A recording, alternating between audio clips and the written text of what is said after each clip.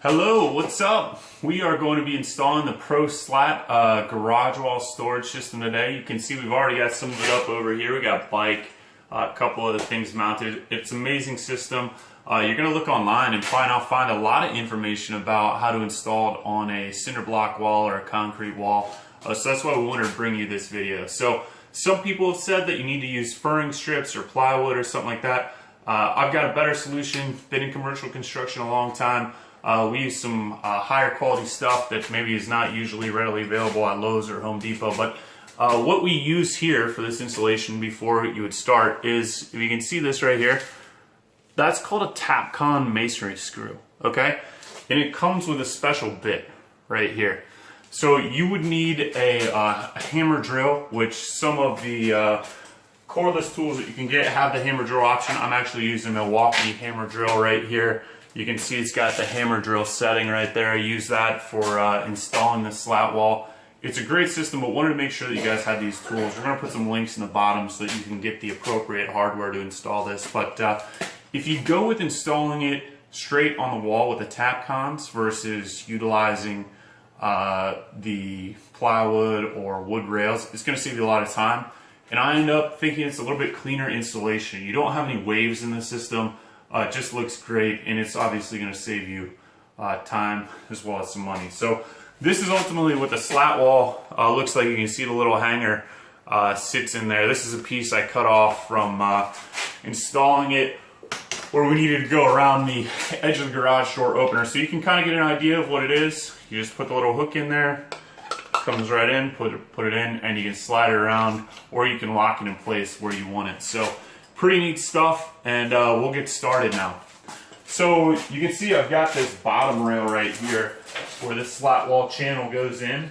I just chose to hold it up an inch or so off the bottom of the wall so that you wouldn't get moisture in there. If you're cleaning out the garage, you choose to use a hose. So I think that's a good idea. You don't want to get stuff back in there, back behind the wall. I actually just use a 2x4 to space this, and then I'm going to shim it up so that it's level. So really easy way to go. Rather than trying to mark it on the wall, we want to save you time. We want to make it easy for you. So I'm going to pause here. We're going to get to the next step, and I'm going to show you drilling what this is like, one of these Tapcon. So we got the bottom rail installed down here. We got the side rail partially installed. That's this right here, this slat. And I'm going to do a drill right now, just to show you exactly what it's like to drill this here. So grab the bit, and we'll zoom in. We'll do a close-up for the next one. One of the things I always recommend drilling into cinder block wall, this is a trick, instead of going straight in like this, if you angle it a little bit. That's just going to keep that anchor in there even more securely. It's going to put the torque all right here, as in shear rather than tension, to let that screw come out. So if you angle it a little bit, that's good. In a block wall, just think about it, it's anchoring it in at an angle. So we're going to put another one of the screws in right here, and then we'll do a close-up for you.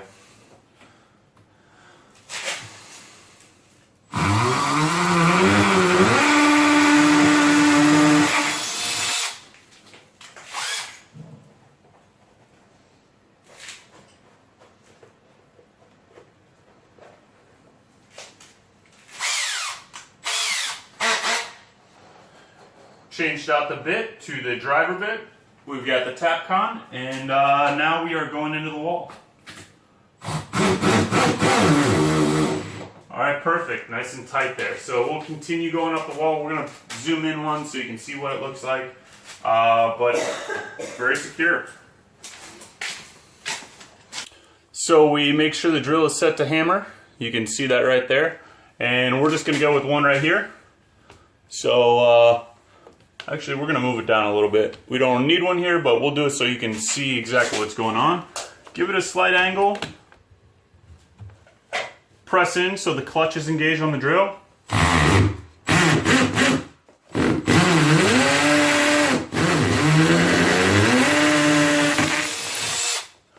There you go. You can see that drill goes right through there. Now we're going to change out to the driver bit.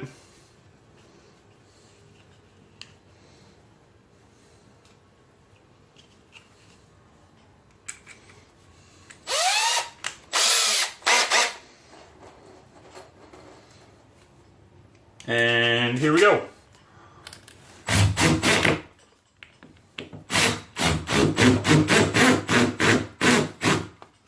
You can see just how quick that is and how tight that that anchor actually drills right into the wall. So nice and tight, nice and secure. Really good solution here rather than adding on basically wood slats or a plywood wall. So great solution. And we'll keep going now with the installation so you can see all the slats that we're gonna put in. These things right here. We're just gonna build it up. We'll stop about halfway through and show you, give you some tips and pointers. So you don't need to change the drill bit and the driver bit every time. You can go ahead and anchor one screw and then continue. For the stuff on the bottom and the stuff along the sides, I've been doing that just because I think it gets you a tighter fit.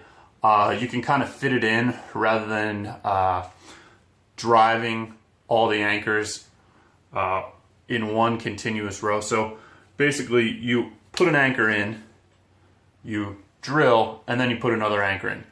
Rather than drill, and I think that just allows you to get a little tighter fit when you've got something where it's going right up next to it. So there's a little bit of flexibility in this plastic, and going one anchor at a time, drilling it one at a time helps. I did a few where I drilled one anchor, then put one anchor in, drilled the rest of them, perfectly fine. But on these end pieces, just taking your time a little bit more ends up with a really nice installation at the end. So that's why we're doing it. For the slat portion of it, we're just gonna drill all of them at once and continue, and then switch out and put the anchors in. One last before shot. We're gonna give you one last before shot so you can see what it looks like before we get all these anchors in. You can see we're about a third of the way through. It's going pretty quick, so that was about 25 minutes. And we're about halfway done, so I'm just going to show you how quick it is to actually screw this in with the tech screws.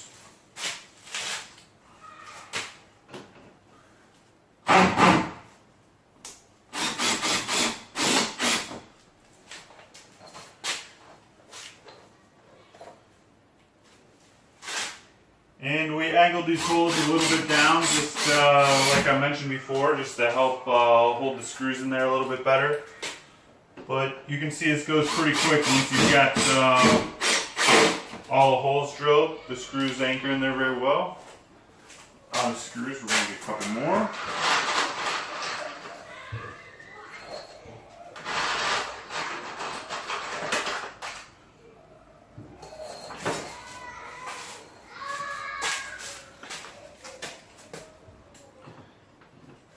And right now we're just using the drill function instead of the hammer drill function. You can use the hammer drill function, but I tend to think the screws hold a little bit better when you're just driving or screwing rather than hammer drilling. Tapcons is what these are called, Tapcons. Tapcon screws.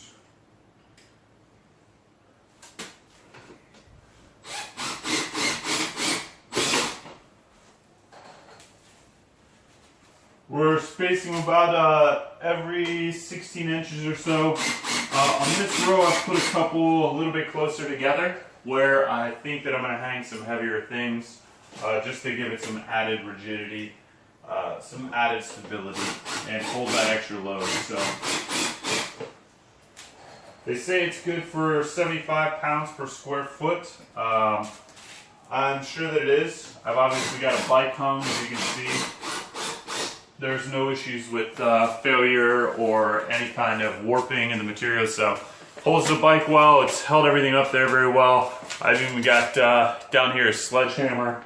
It's a 5 or 10 pound sledge, and it's holding it perfectly. So see you in a little bit. We're a little bit over halfway done. All right, you can see we got it done. Got a little TV up on the wall. It looks great, holding a lot, and look forward to storing a lot of stuff on it. So, step back for a minute, otherwise that's kind of crazy. And we'll just a light right here, just a light right here. But what you need to know about this is great system. It can hold a lot. It's really easy. I just have the TV on a mount and I just put it on a hook. You got all kinds of uses for it. Make sure that if you're putting it on a brick wall, you use those anchors that are recommended. They're going to be down in the comments section here. Also, just make sure you're following the spacing requirements. Other than that, awesome stuff. Pro Slat. Really enjoyed putting it up. It took about 3.5 hours to get all the way from top to bottom, so probably about an hour and a half for a 4x8 section. That's what it comes in. 4x8 section is what it makes, but it comes in a box that's about 8 foot long, 6 inches thick by maybe 7-8 inches wide. So pretty easy to put around the garage and move around. That's all, folks.